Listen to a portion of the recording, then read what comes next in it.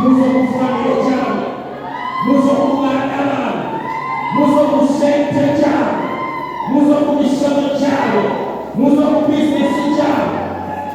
Mwena wale mubakana kuelewa Katonda, mubakana kuelewa Yesu. Olwatalo abantu bali kubisesema olumira ekintu kivayo kiseseme. Yes, otewe